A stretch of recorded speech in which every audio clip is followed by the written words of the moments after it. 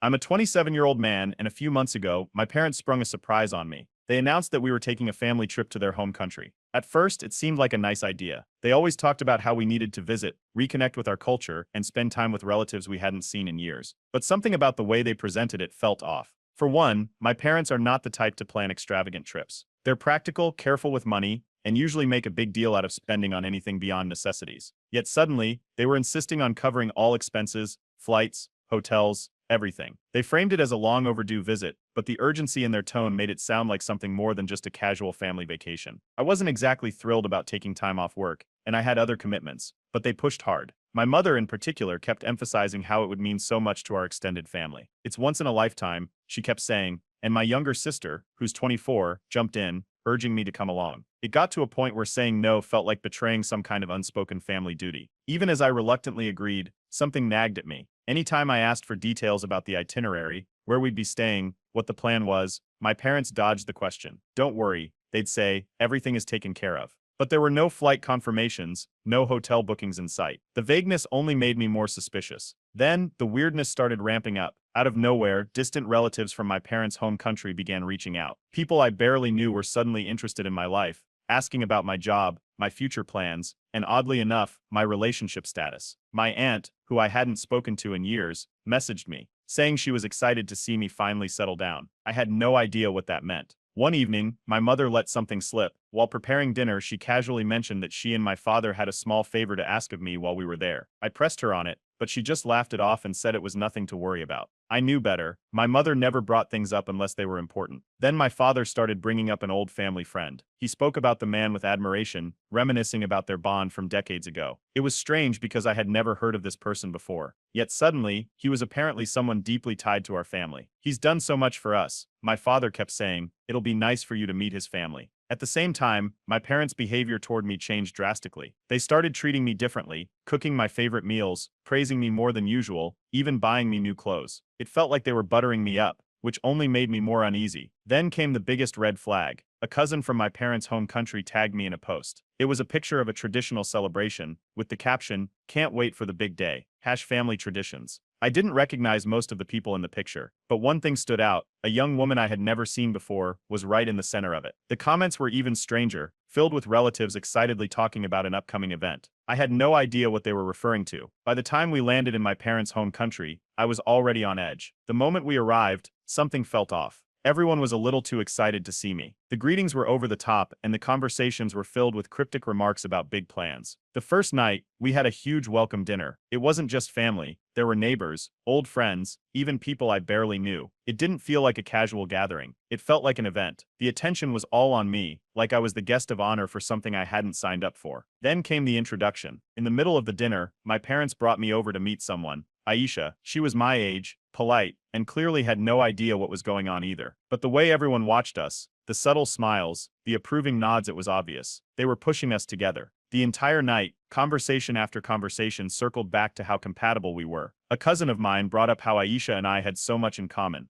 An aunt hinted that it was about time I found someone. It wasn't subtle. Then, the moment that changed everything, one of my uncles, grinning from ear to ear, leaned in and asked, "So when is the engagement?" I froze. I turned to my parents, expecting them to laugh it off, to correct him, to say that nothing like that was happening. But they didn't. They just smiled. That's when I knew I had walked into a setup. I pulled my parents aside immediately, demanding to know what was going on. They tried to brush it off, saying it was just a suggestion, just an idea. But their nervous smiles, the way they avoided my eyes, told me the truth. They hadn't planned a family trip. They had planned my engagement. As soon as I pulled my parents aside, my sister found me. She had been quiet the entire evening, but her expression told me she already knew what was going on. Away from the crowd, she confirmed my worst fear. This trip had never been about reconnecting with family. She had overheard our parents discussing finalizing my engagement with Aisha's family. This wasn't a casual introduction. It was an arranged marriage, planned behind my back. Before I could fully process that, I needed to talk to Aisha. It wasn't easy with everyone watching us like we were already a couple, but eventually, I managed to get a moment alone with her. The second we were out of earshot, she let out a nervous breath and admitted she had no idea things were this serious either. Her parents had only told her she would be meeting a good prospect, someone they thought would be a great match. No one mentioned that an engagement was already in motion. Neither of us had agreed to this, yet here we were, surrounded by relatives treating this as a foregone conclusion. As soon as we rejoined the gathering, the emotional manipulation started. My parents pulled me aside again, this time with softer voices, warmer smiles. They didn't demand anything outright, but they didn't need to. They spoke about tradition, about how this was the way things had always been done. They reminded me how lucky I was to have parents who cared enough to find a good match. They asked if I really wanted to disappoint everyone who had gathered for this moment. The choice, they claimed, was mine, but their words and the weight of the crowd watching my every move told a different story. It wasn't just my parents either. Aisha's father approached me, speaking highly of my family, praising my upbringing, saying that a match like this was rare. He spoke in a way that made it clear, this wasn't a proposal, it was an expectation. My sister found me again, this time away from the noise. She wasn't part of this plan, and she made it clear she would support whatever decision I made. But she also warned me. Our parents weren't going to let me walk away from this easily. I decided to check my travel arrangements, suspecting that leaving early might be the only way out. That's when I realized my parents had booked my return flight under their reservation. I had no control over my ticket. If I wanted to leave, I would need their approval to change the date. It got worse. I overheard relatives talking about the upcoming engagement party. Guests had already been invited. The decorations, the venue, everything had been arranged, and no one had even bothered to ask me. Later, Aisha found me again, but this time she was careful. We were standing in a room full of people, but as she passed by, she discreetly slipped me a small piece of paper. In the briefest whisper, she said, "We need to talk later." By the time dinner rolled around, I had made up my mind. I wasn't going to let myself be trapped in a situation I had no control over. I decided I would tell my parents, in front of everyone if necessary, that I was not going through with this. But before I could say a word, my father stood up. He clinked his glass, smiled at the crowd, and announced, "We are happy to welcome Aisha into our family." The room erupted in applause. I sat frozen in my seat. They had already decided for me. You said, as soon as the applause died down and people turned their attention elsewhere. I slipped away from the gathering. I kept my head down, weaving through the crowd until I reached the back of the house. Aisha was already waiting for me. She stood near the door, shifting uncomfortably, glancing around to make sure no one saw us. The moment we were alone, she wasted no time. She had been trying to piece things together too, and had overheard her parents talking earlier. This wasn't something they had just decided in the last few weeks. Our families had been planning this for over a year. Quiet discussions, arrangements made without our knowledge, all leading up to this trip. They never intended to ask us. They just assumed we would go along with it. I told her I wasn't going through with this. She nodded immediately. She wanted out too, but neither of us had a plan. I stepped outside to make a call. My best friend back home picked up after a few rings. I explained everything quickly, telling him I needed a way out. He didn't hesitate. He said he'd book me a flight and send me the details. I just needed to get to the airport. Then the real problem hit me. My passport. My parents had taken all our important documents and locked them in their hotel safe. There was no way I was getting on a plane without it. When I got back inside, my sister was nowhere to be found. She had been supportive earlier, but now she was avoiding me. That didn't sit right. I kept moving through the house, looking for her, until I finally heard her voice from one of the rooms. She was talking to our parents. She wasn't on my side anymore. She was telling them I needed to stop resisting, that I was just being difficult, that once I calmed down, I would see this was the right thing. My mother agreed, saying that I was just overwhelmed, and would come around. My father sounded confident. He believed that if they kept me close, I wouldn't have a choice. I backed away before they noticed me listening. For the next day, they made sure I was never alone. Everywhere I went, someone was there. A relative, a cousin, my parents, always steering me toward Aisha. They arranged outings, casual gatherings that felt anything but casual. The pressure didn't ease. If anything, it got worse. Aisha wasn't spared either. Her mother sat her down that afternoon, making it clear that rejecting me wouldn't just mean saying no to marriage, it would mean damaging her reputation. If she refused now, it would make it harder for her to find another match. Aisha barely spoke after that. I told my parents I needed more time to think. They believed me. It bought me a little breathing room, just enough to figure out my next move. Later that night, Aisha managed to slip me a message. Her cousin was willing to help her escape if things got worse. She was ready to run if she had to. That sealed it. I wasn't waiting anymore. The problem was my passport. Without it, I was stuck. I came up with a plan. I waited until my parents were in their room, then knocked on their door. I acted frantic, telling them I had lost something important. My mother panicked immediately, offering to help me search for it. My father went to check the drawers. That gave me the moment I needed. While they were distracted, I pretended to help search through drawers, keeping an eye on my father. I had overheard him saying the code earlier in the week, when he was securing his wallet. I quickly punched it in, grabbed my passport, and shoved it into my pocket before they turned around. I left the room as quickly as I could, my heart pounding. As I stepped out into the hallway, one of my cousins approached me. He was younger, someone I barely spoke to, but he looked around quickly before slipping something into my hand. A wad of cash. He leaned in, whispering just 2 words. Get out. Then he walked away like nothing happened. I wasted no time. I found a quiet spot, called my best friend, and asked him to book a flight in my name. Since my parents had booked my original return under their reservation, I needed a separate ticket to leave.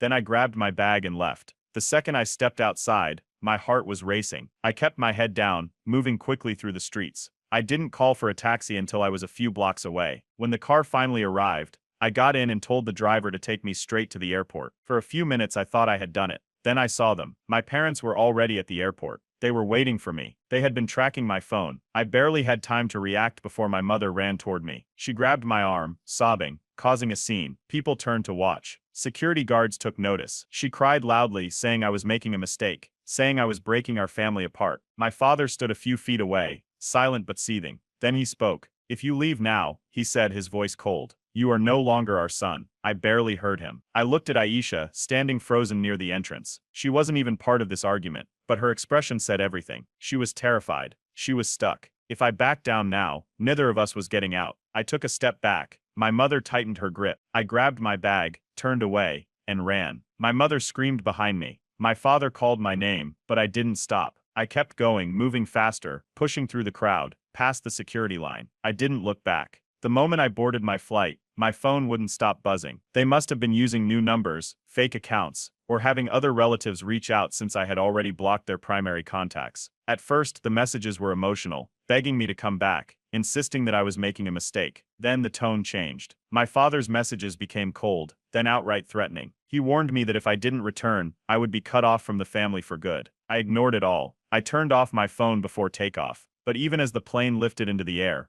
I couldn't stop thinking about Aisha. I had no idea if she had managed to escape, or if she was still trapped. She hadn't responded to my last message, and the thought of leaving her behind gnawed at me. There was nothing I could do until I landed. When I finally arrived back home, I turned my phone on again. No messages from Aisha. No response from my sister either. I called her once, then twice. Nothing. If she wasn't answering, I had my answer. She was with them. She had chosen their side. I barely had time to process that before the next blow hit. I checked my bank account. My parents had frozen the joint account I still had with them, the one I had used occasionally for family expenses. My personal savings were untouched, but everything tied to them was gone. Then I reached my apartment. My landlord informed me that my parents, who had co-signed the lease, had formally withdrawn their financial backing. While they couldn't evict me immediately, I knew I had limited time to make alternate arrangements. I wasn't even inside yet when my boss called. He asked me to come into the office immediately. I didn't need to guess why. The moment I walked into his office, he shut the door and handed me a file. My parents had contacted my company, claiming I was in a mental health crisis and needed to be put on an indefinite leave of absence. They had tried to interfere with my job.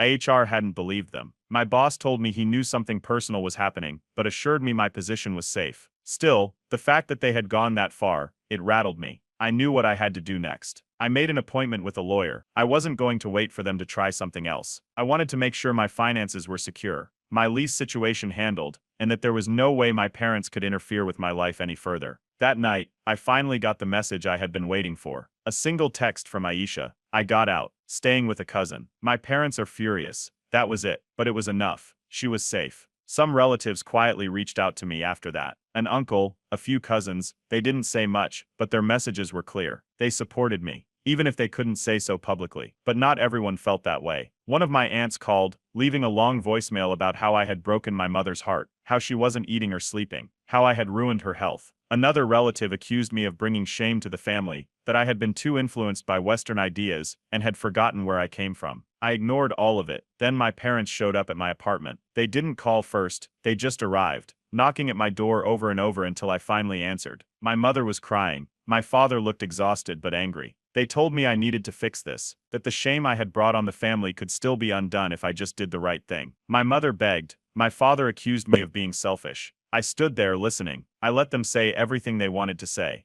Then when they were done, I simply told them no. That was when my father said it. If you do not fix this, you are no longer our son. My mother wiped her tears and whispered, you will regret this when we are gone. I didn't say a word. I just shut the door. As I stood in my near-empty apartment, with an eviction notice hanging over my head and my phone still buzzing with messages I wouldn't answer, one thing became clear. I had lost my family, but I had gained my freedom. A few days after shutting the door on my parents for good, Aisha called. Her voice was unsteady, and I could hear shouting in the background. Her father had just told her that she was officially disowned. According to him, she had dishonored the family beyond repair. Her mother refused to speak to her. Her younger siblings had been told she was a disgrace. Her extended family wasn't any better. The news had spread quickly, and people she barely knew were messaging her, telling her how much shame she had brought to her parents. Some relatives went as far as to say she was cursed for refusing the engagement. Meanwhile, my parents weren't staying quiet either. Word got around that I had been brainwashed by bad influences, that I had rejected my family's values to follow a selfish Western mindset. They painted me as the lost son who had betrayed his own blood. It didn't take long before the threats started. Distant relatives, people I hadn't spoken to in years, started reaching out. Some were subtle, saying I had made a terrible mistake and should think carefully before cutting my family off. Others weren't as polite. One message called me a disgrace. Another warned me that no matter where I went, I would always be known as the son who humiliated his parents. Then my sister finally responded.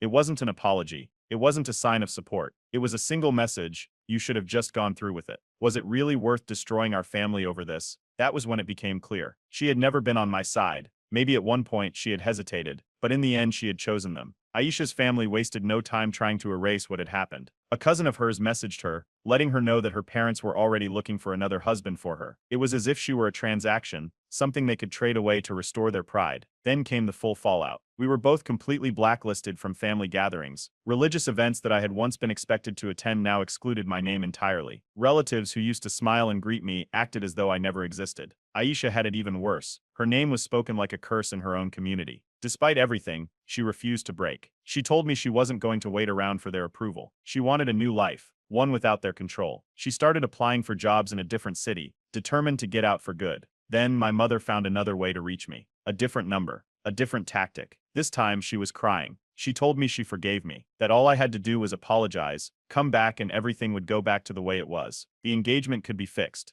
The shame could be undone. I didn't entertain the conversation. I hung up. That was when my father took things to the next level. He started telling mutual friends that I was dead to him, unless I repented. He made sure everyone knew that I was no longer considered part of the family. Then my lawyer called. My parents were trying to legally distance themselves from me, ensuring I had no financial ties left to them. It was clear they were making a final attempt at control, rather than any practical legal move. I had never counted on that money, but the message was clear. This was their final punishment, and it wasn't just my parents anymore. The community had picked up their anger and spread it further. Random numbers started messaging me. Strangers told me I had turned my back on my culture, that I had shamed my family beyond repair. Through it all, Aisha stood strong. She had lost everything too, but she didn't let it break her. She started taking courses, applying for new jobs, moving forward. As for me, I knew there was no going back. My family, my financial security, my entire cultural foundation, it was all gone, but I refused to be controlled. A few days after my parents' final visit, I was starting to feel like I could breathe again. The silence from them was unsettling,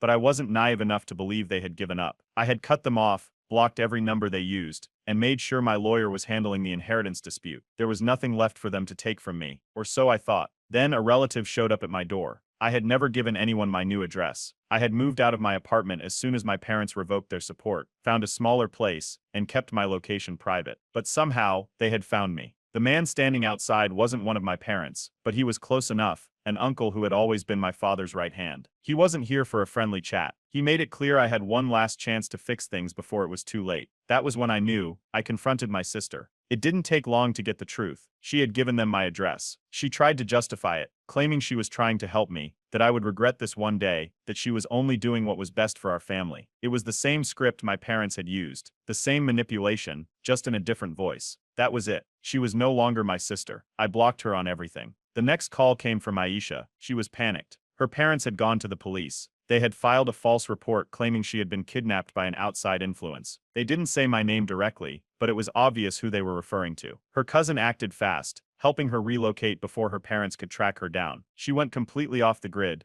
New address, new phone number, no digital footprint. She knew the only way to be free was to disappear. Meanwhile, my parents weren't done with me either. I received a letter from my father's lawyer. They were moving to legally remove me from any remaining shared family assets. I wasn't surprised. This was their final attempt at punishing me, at making sure I had nothing left. Aisha's family wasn't backing down either. Her cousin told her that her father was still trying to arrange a marriage for her, acting as if she was just another problem to be solved. He was desperate to erase the shame she had brought upon them. Then the call came. Aisha told me she was leaving. For good. A friend had secured her a job abroad. It was her way out, her chance to build a life where her parents couldn't reach her. She refused to risk being dragged back. She asked for one last favor. I drove her to the airport that night. We barely spoke on the way there. There wasn't much left to say. She was choosing freedom, just like I had, and I couldn't blame her. As we reached the terminal, she turned to me, eyes filled with something I couldn't quite place. Gratitude, sadness, maybe both. But she didn't cry. She had already made her peace with this. She thanked me, not just for driving her there, but for everything.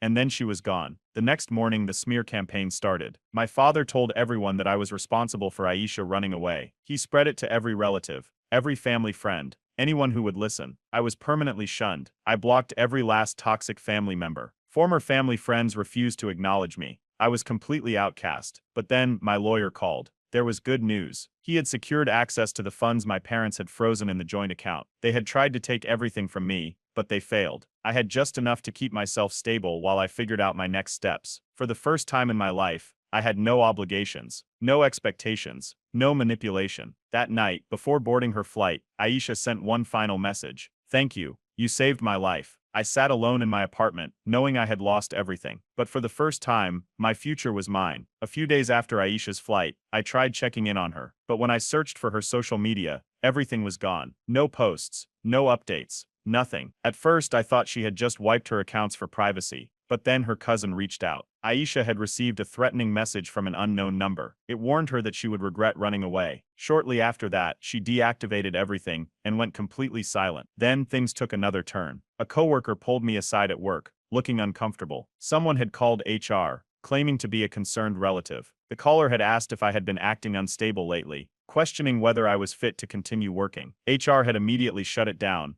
but my coworker recognized the voice. It was my aunt. She had tried to sabotage my job. That same night, I got an email from my father. The message was short and carefully worded. He said they would forgive me if I apologized and agreed to meet with a respected elder to fix things. He made it sound like a peace offering, but I knew better. This wasn't about forgiveness. It was about control. Then I got the call from Aisha. She was panicked. Her father had hired someone to follow her. She noticed the same man near her apartment and outside a coffee shop she had visited. When she confronted him, he asked her if she had thought things through and suggested she call her family before making any permanent decisions. It was a warning. They weren't trying to bring her home with force. Not yet, but they wanted her to know they were watching. Enough was enough. We consulted a lawyer. The threats were indirect, but the pattern was clear. We were advised to document everything: calls, messages, encounters, and prepare to file restraining orders if things escalated. Then I got another call, this time from a supposed family mediator. He claimed he wanted to discuss the situation in a neutral setting, saying he could help bridge the gap between me and my parents.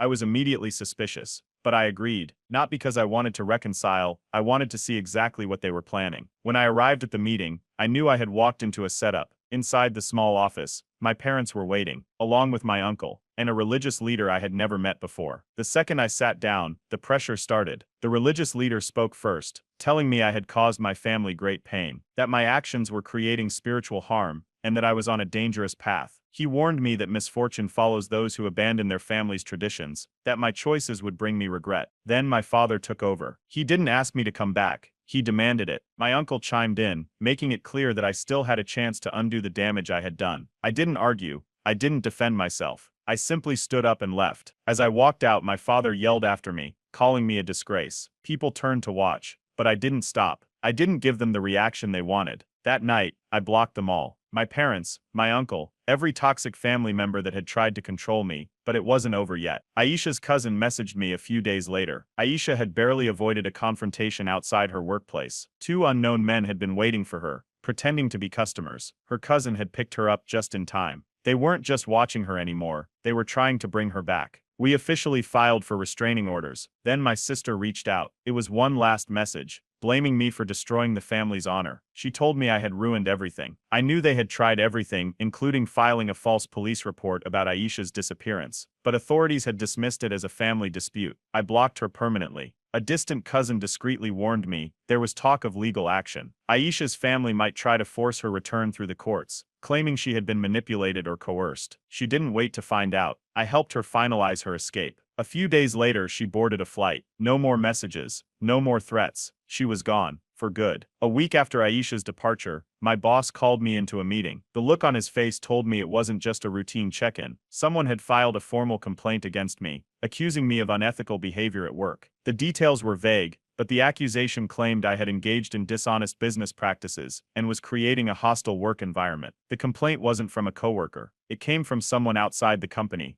a distant family friend who had always been loyal to my parents. My boss had already been skeptical of the claim, but HR still had to investigate. I presented everything I had: proof of harassment, the repeated attempts my family had made to ruin my life, even the previous incident where my aunt had tried to sabotage my job. HR took one look at the evidence and dismissed the complaint. The damage control worked, but it was clear my parents weren't done trying to break me. A few days later, I received a letter stating that I had been removed from the family insurance plan. Then my lawyer called. My parents were making another move, this time trying to revoke my rights to a shared family trust. They were claiming that I had been financially dependent on them and that I had no rightful claim to any remaining assets. It was a weak argument, but they were throwing everything they could at me. That night, I got one last message from Aisha. She had settled into her new home. For the first time in her life, she was free. She thanked me again, and then she disappeared for good. Meanwhile, my lawyer kept fighting on my behalf. The trust had legal conditions that prevented my parents from cutting me off completely, but they were doing everything they could to delay my access to it. The case wasn't over yet. Then something unexpected happened. A distant uncle reached out. He had remained neutral this entire time, never taking a side, but now he wanted to talk. He told me that the family was more divided than I thought. Some relatives believed my parents had gone too far. Others thought I had done the right thing. They weren't speaking up publicly, but not everyone had turned against me. Then, I got news about Aisha's father. A cousin told me that he was furious. He had lost control of his daughter, and in his mind I was to blame. He had spent years shaping her future, making decisions on her behalf, and now she was gone, out of his reach forever. His anger had turned into desperation, and people in the community were starting to notice. That's when the shift happened. A few respected elders, ones my parents had hoped would shame me into submission, started speaking out against them. They criticized how they had handled the situation. They didn't outright defend me, but they made it clear that my parents had gone too far. Then came my mother's final move. She sent me a letter, a handwritten one. She told me she would never forgive me, that I had destroyed my family, that I had broken her heart. But at the end, she added something else. She said she hoped that one day, I would realize what I had done, that I would regret my actions. I read it once, then put it away. I didn't respond. I knew what I had to do next. I relocated to a new city, far enough that no one could show up at my door again. I cut every last tie that could be used against me. Then my lawyer called with the final update. We had won. My father's attempts to block me from the trust had failed. The legal conditions were airtight, and he couldn't touch my portion. I had financial security. Aisha's cousin sent one last update. Her father's influence was crumbling. His desperate attempts to control her had cost him respect in the community. His name, once powerful, was now associated with failure. Aisha made her final move. She legally changed her last name. Her family would never be able to track her again. Before leaving for good, I visited my childhood home one last time. I stood outside, looking at the place where I had spent years living under their expectations. But instead of sadness, all I felt was relief. I packed my bags and left, ready to start fresh. This time, on my own terms. Months passed in silence. No more messages, no unexpected visits, no new schemes. For the first time in my life, I was living without my family's shadow looming over me. I had relocated, secured my financial independence, and finally started building a life on my own terms. Then, out of nowhere, an unknown number called. I let it ring. Then another call came in, and another. I ignored them all. Later that day, a cousin messaged me. My father had caused a scene at a family gathering. He had an outburst in front of everyone, yelling that I had ruined his life, that he had given me everything, and I had thrown it all away. He blamed me for his misfortunes, for the way people now viewed our family, for the way the community had started turning against him. It wasn't just him. My parents' reputation had taken a hit. After everything they had done, publicly disowning me, making false accusations, dragging the family's name through the mud, people started questioning them instead. Respected elders distanced themselves, no longer rushing to defend them. Relatives who once whispered about me in disappointment were now whispering about them. Then my sister reached out, her first message in months. Not an apology, not even an attempt to reconnect, just one demand: fix things with our parents. I didn't respond. A few days later, I heard another update. Aisha's family was still looking for her. They had tried to track her down again, hoping to drag her back under their control, but she had planned ahead. She had cut all ties, changed her last name, built a life they could never reach. They weren't going to find her. Then something unexpected happened. The same uncle who had quietly supported me reached out again. This time, not with words of encouragement, but with an opportunity. He wanted to invest in a new business venture and offered me a stake. A fresh start, a way to build something for myself, something that was entirely mine. While I was moving forward, my parents were still trying to claw their way back. They hosted a gathering, trying to salvage their reputation. It didn't go as planned. Instead of regaining sympathy, people openly criticized them. Some questioned why they had gone to such extremes to control me. Others pointed out that they had lost both their children. One had fled the country, and the other had cut them off completely. The narrative had shifted. Then Aisha sent me a message, a single picture, a small house, freshly furnished, a new life. With it, a short text. "We really did it. We won." I felt nothing but pride for her. But my family wasn't done yet. A week later, my sister tried one last tactic. She claimed our mother was seriously ill, that if I had even a shred of humanity left, I would come home. I didn't engage. Then my father made his final attempt. He sent a letter, not to me, but to my workplace. A direct appeal, trying to get past every block I had set up. My boss read it, then threw it out. I knew what I had to do next. I blocked my sister permanently. Any last thread that connected me to my family was gone. Then I made it official. I legally changed my last name. No more ties. No more legacy. No more weight of a family that had only seen me as a pawn in their game. I moved into a new apartment, focused on my work, and looked toward the future. Then the ultimate irony. A distant cousin sent me one last update. My parents, the same people who had disowned me, who had tried to ruin me, were now the ones begging for my forgiveness. They had lost everything. As I sat in my new home, with no obligations, no expectations, and no family chains holding me back, I finally felt at peace. No regrets. Choosing freedom was the best decision I had ever made.